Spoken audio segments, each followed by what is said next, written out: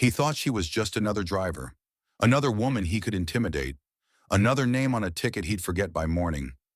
But what Sergeant Brant Holloway didn't know was that the woman he pulled over that night was a decorated military officer, a leader, a warrior, a woman who had stared down danger in foreign lands and wasn't about to bow to injustice at home. She didn't yell. She didn't resist. She simply stood her ground and let the truth do the talking.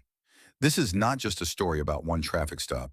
It's about what happens when quiet strength meets unchecked power, and when one voice dares to say, enough. On a quiet highway stretching through the outskirts of Dayton, Ohio, a black government-issued SUV cruised steadily under flickering streetlights. Lieutenant Colonel Isabella Grant, a seasoned officer in the U.S. Air Force, was heading home after a long strategic meeting at Wright-Patterson Air Force Base. Dressed in a gray coat with her hair tied back, she looked like any civilian. But behind the composed exterior was a woman who had led covert missions across 3 continents. It was nearly midnight. She was tired but alert. Suddenly, red and blue lights exploded in her rearview mirror. A patrol car was speeding up behind her. Isabella frowned and glanced at her speedometer. She hadn't broken any laws. She calmly turned on her blinker and eased to the side of the road. A chill settled in her stomach, not from fear but from experience. In the military, she trained others how to handle high-risk situations. But this time, she was the one being tested. The patrol car stopped behind her. A door slammed. A tall officer stepped out, his left hand resting on his holster, flashlight in the other. The beam swept across her windshield, aggressive and unnecessary. "License and registration," he barked. No greeting, no explanation. Isabella lowered her window halfway, keeping her hands in plain sight. "Officer, may I ask why I'm being stopped?" "You were swerving between lanes. Looked like you might be impaired," he replied. "I wasn't," she said calmly. "License and registration," he repeated louder. She moved slowly, deliberately, and handed over her ID. "This is a government vehicle. I'm a federal employee." He glanced at her card, eyes narrowing. "Military, huh?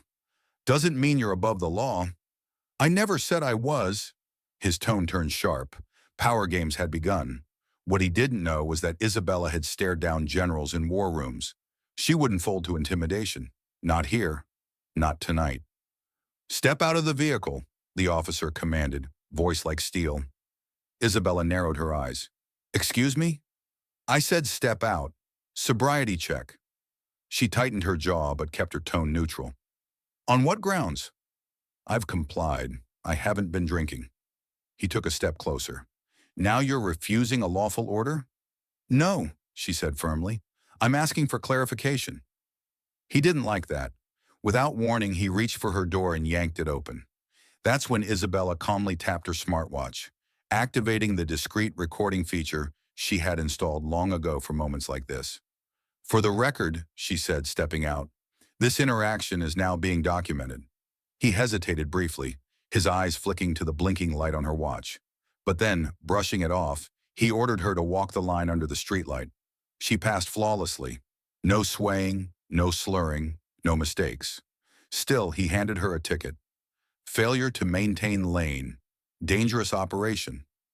She said nothing. But the look she gave him, calm, piercing, unshaken, lingered long after she drove away. Arriving home after 1 a.m., Isabella placed the citation on her kitchen table like it was just another file to review. But this wasn't just paperwork. It was personal. She opened her laptop and uploaded the video from her watch, making 2 encrypted copies, one for herself and one for the legal team at her base.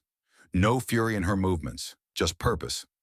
The next morning, dressed in full uniform, she walked into her office at Wright-Patterson. Her assistant, Lieutenant Daniels, noticed her expression. "Ma'am, everything all right?"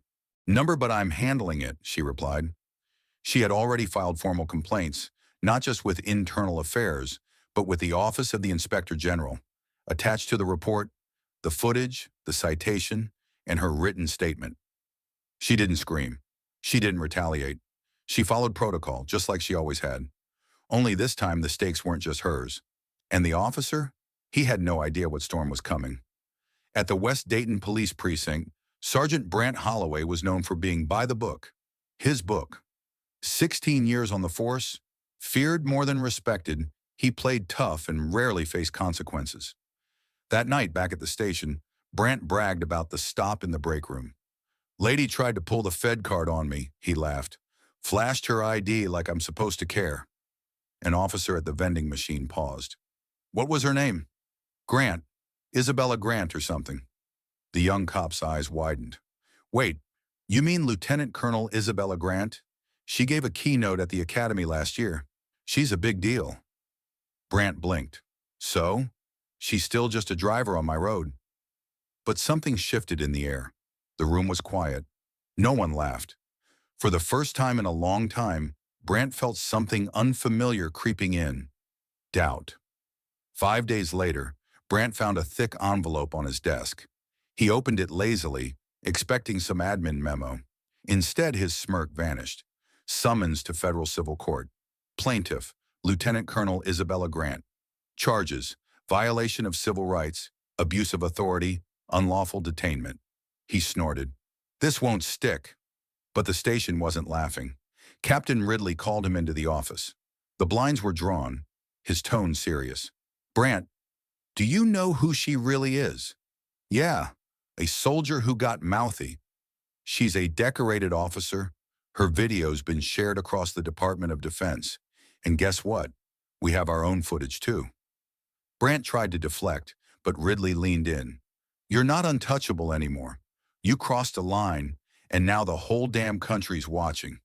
And for the first time, Brant realized he might not walk away from this one. Back at the base, Isabella sat with her military legal counsel, Major Ava Monroe.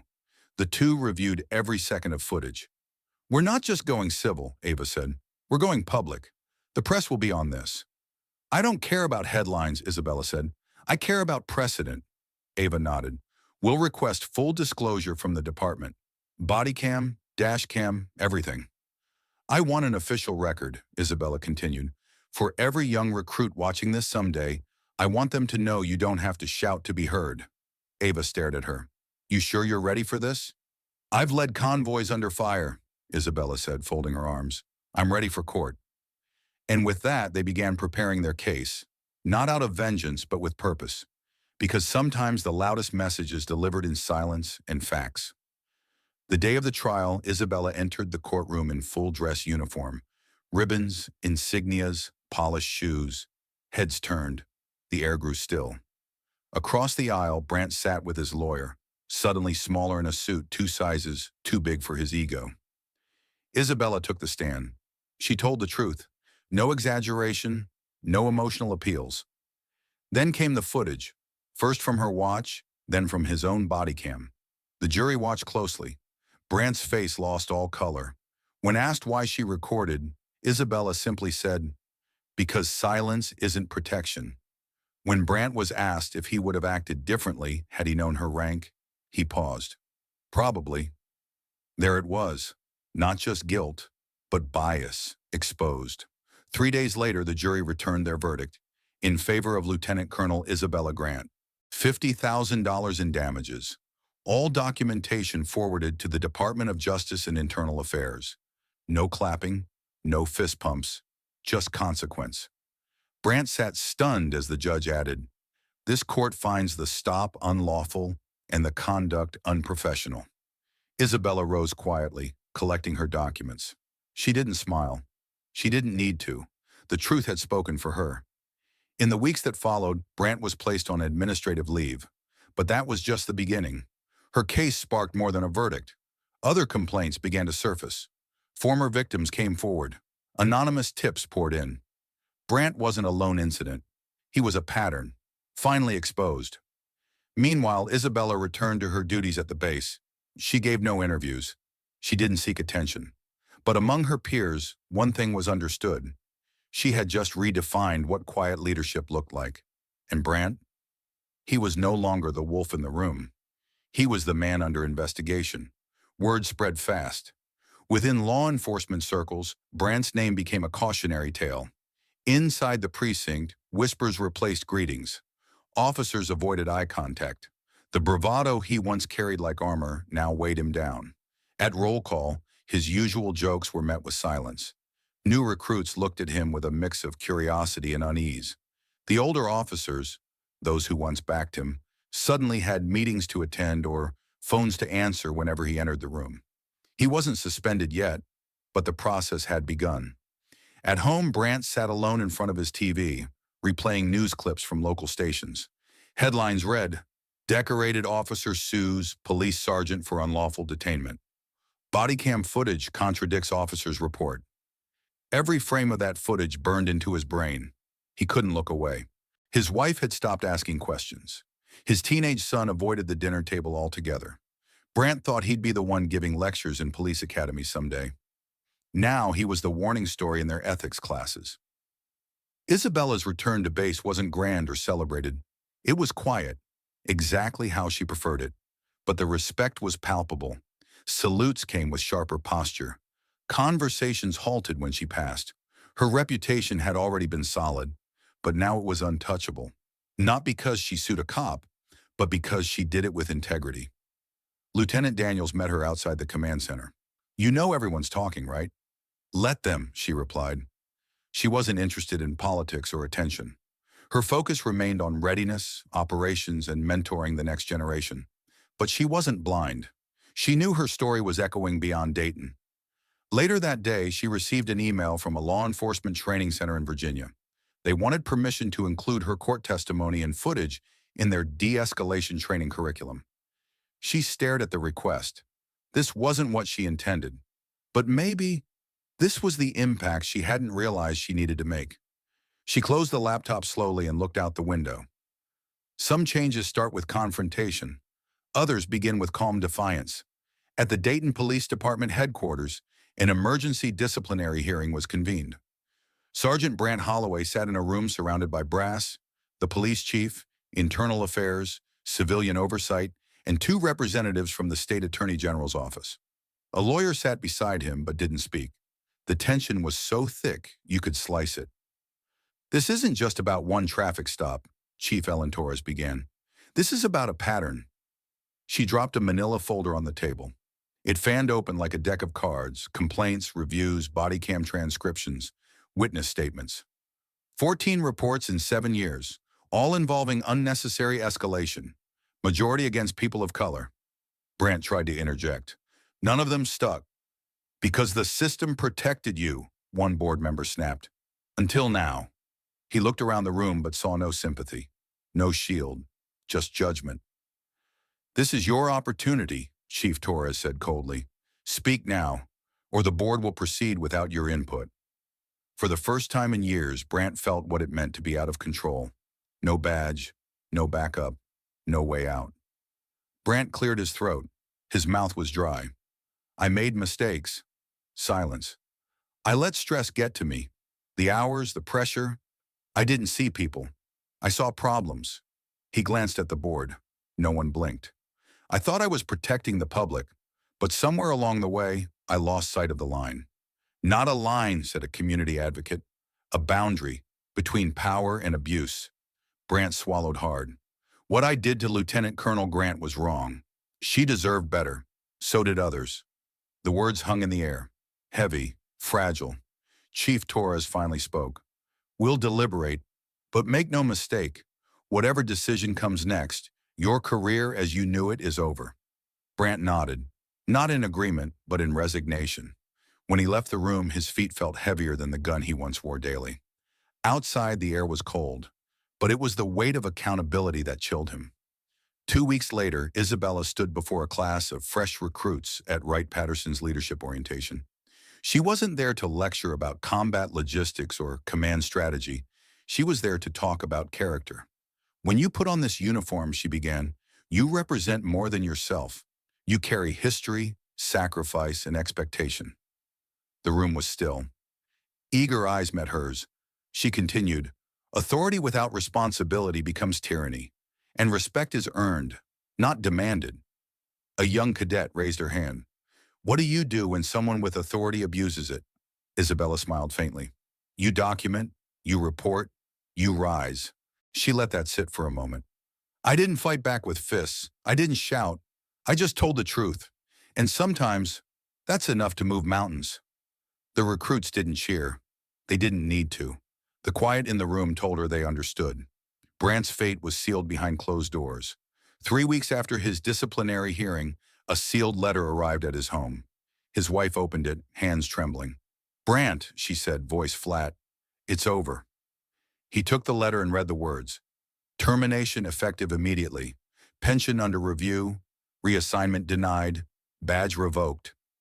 He sat down slowly, the paper crinkling in his hands. Years of service. Gone. No send-off. No speech. No plaque. Just a box of belongings and a silence thicker than guilt. Outside, his neighbor, once friendly, watched him with quiet disdain. Inside, his teenage son avoided his eyes. And in that moment, Brant realized, respect, once lost, is rarely regained. Isabella's story continued to ripple outward. Law schools began referencing her testimony. Police departments added her footage to their training modules. Even a senator mentioned her case in a speech on civil rights reform. She received dozens of emails, some supportive, some angry, but all a reflection of how deeply her actions had stirred something. One email came from a mother in Atlanta. "My daughter watched your trial and decided to apply to the Air Force. She said, 'I want to be strong like her.'" Isabella stared at the message for a long time. She didn't feel like a hero. She felt like a woman who did what had to be done. But maybe that was enough. A major news outlet requested a televised interview.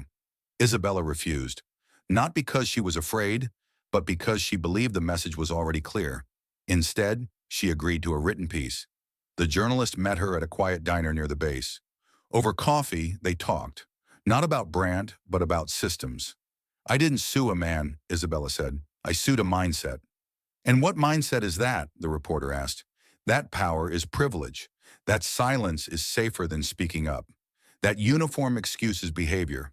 It doesn't." The journalist scribbled notes quickly. Isabella finished her tea. "You can write whatever you want," she said. "Just make sure people know. This isn't about revenge. This is about reform." One officer who sat in the courtroom during the trial couldn't stop thinking about it. Officer Jenna Reyes, a rookie 2 years into the job. That night, she went home and reviewed her own body cam footage from past stops. She saw herself copying Brant's tone, barking orders, cutting people off. No one had trained her to de-escalate, but Isabella's testimony had shown her something different. Strength didn't have to be loud. Leadership didn't require force. The next day, Jenna requested to join the department's Ethics Reform Task Force. She didn't say why, but in her locker she posted a quote printed from the trial. "Authority isn't armor. It's weight. Carry it with care." Brant sat alone in his garage one night, staring at a blank piece of paper. He had started writing a letter to Isabella. He wasn't sure why, maybe to apologize, maybe to explain. But every time he picked up the pen, his thoughts tangled. What could he possibly say? "I didn't mean it. I was doing my job. I was afraid." None of it felt like enough. So instead, he folded the paper in half and placed it back in the drawer. Some things, he realized, can't be undone with words. They have to be lived out, quietly, one day at a time. He turned off the light and walked back into the house. And for once, there was no one waiting to listen. 3 months after the trial, Isabella received a call from the Department of Justice. "Lieutenant Colonel Grant," the voice said, professional but warm, "we're reviewing statewide use of force policies. Your case was instrumental in that conversation." She said nothing at first, then quietly, "What are you asking?" "We'd like you to serve as an advisor, not political, just tactical. Help us build something better." She considered it for a moment. "I'm not interested in media stunts." The caller chuckled. "Neither are we. We want systems that work, and we want them informed by people who understand both sides." She hung up after promising to think about it. Later, alone in her office, she stared at the insignia on her uniform. Maybe the fight wasn't over. Maybe it was just beginning. 6 weeks later, Isabella stood at a podium in Washington, D.C., addressing a room full of police chiefs, training officers, and federal officials. She wore her uniform, not for pride, but for presence. "This isn't about one bad officer," she said, eyes scanning the crowd. It's about how systems allow behavior to go unchecked. She told her story, not in anger, but in clarity. She didn't name Brant. She didn't have to. Afterward, one chief approached her quietly. "You changed the way I see my own department." She nodded, shook his hand. Change wasn't instant, but it was happening. And it started with a woman who refused to back down. Back in Dayton, Brant walked through the now quiet halls of the precinct, collecting his personal belongings. A former colleague passed him in the hallway. No eye contact, no words. He reached his old office, now empty, stripped of nameplates, files removed. The desk that once held complaints now held dust. He picked up a framed photo of his academy graduation, smiling, proud, young. That man didn't exist anymore. Outside, the world continued on, but Brant had become a relic, an echo of what the system used to tolerate. The finality of it sank in. This was no suspension. This was the end. Isabella sat at her usual corner table in the cafe near base, sipping black coffee and reviewing documents. She had been invited to speak at another ethics conference, but something else was on her mind. A letter unsigned, found in her mailbox at headquarters. It wasn't official. No stamp, no name. Just one line written in tight, unsteady handwriting. "I see it now. I was wrong." She didn't know who sent it, but deep down she had a feeling. She folded the letter and tucked it into her coat pocket. Forgiveness wasn't automatic, but acknowledgement mattered, and sometimes even a whisper of remorse could mean something. At a military awards ceremony, Isabella was called to the stage, not for valor in combat, but for civic leadership and integrity. As she stood in front of a sea of uniforms, the announcer read her citation: "For upholding the highest values of discipline, justice, and courage under pressure, both in and out of uniform." The room erupted in applause. Isabella didn't cry. She didn't smile wide. She simply stood tall. Afterward, a young soldier approached her. "Ma'am, I want to serve like you." She looked at him. "Then start by serving others, not just the mission." He nodded. The ripple had reached its next wave. Brant now worked at a small auto shop owned by his cousin. It wasn't glamorous, but it paid the bills. Sometimes customers recognized him. Sometimes they didn't. One afternoon, a woman came in needing a tire fix. She was polite, calm. Something about her reminded him of Isabella. After finishing the job, he handed her the receipt and hesitated. "Ma'am," he said, "take care out there." She smiled. "You too, officer." His stomach turned. "I'm not anymore," he replied. She raised an eyebrow. "Shame. We could have used more like you." She didn't know what those words meant to him, but he carried them all the way home. Across the state, training programs began citing the Grant Standard, a procedural review ensuring stops were conducted with transparency, body cam policy compliance, and officer accountability. The name had caught on quietly, unofficially, but it stuck. It wasn't about elevating Isabella. It was about reminding everyone what measured, principled action looked like. Cadets at the academy watched her testimony in week one. Civilian review boards cited her case in policy debates. And young officers, especially women of color, had a name to point to when the system tried to silence them. A name that meant, "You're not alone." Daniels found Isabella on base one morning, walking past the motor pool. "You got a visitor," he said. Waiting near the command center was a high school student in ROTC uniform, maybe 16, nervous but determined. "Ma'am," she said, "my name's Erica. I read about you. I want to serve, but my brother got stopped last year. I'm scared." Isabella knelt slightly so they were eye to eye. "You're allowed to be scared," she said gently, "but don't let fear silence your purpose." Erica nodded, tears welling. "I won't." In that moment, Isabella didn't see a future recruit. She saw a future leader. 1 year later, Isabella stood outside a courthouse, not as a plaintiff, not as a witness, but as a guest. Inside, a new lawsuit had been filed against another officer in a neighboring city. The plaintiff? A teacher who had watched Isabella's trial online. She didn't speak to the media. She didn't want attention. She just wanted justice. Isabella watched as the woman walked inside, shoulders square, steps steady, and for the first time in a long time, Isabella allowed herself to smile. This wasn't her victory, but maybe it was her legacy. Years later, the name Brant Holloway faded from headlines and memory. But the system that once protected men like him had shifted. Not completely, but enough. And at the heart of that shift stood Isabella Grant. Not loud, not showy, just present. She continued her service, trained officers, mentored youth, sat on ethics boards, testified when asked. She didn't chase recognition. She chased results because she understood what many took a lifetime to learn. Real power isn't about control. It's about responsibility. And real change? It begins with a single voice that refuses to be quiet. The story of Lieutenant Colonel Isabella Grant shows that power is not a privilege, but a responsibility, and silence cannot protect justice. With calm, discipline, and unwavering resolve, she exposed the abuse of authority by a police officer and sparked a wave of systemic change. She didn't need to shout or retaliate. She simply stood up for the truth. The key lesson is this: true strength lies in integrity, and one courageous action can lead to lasting change.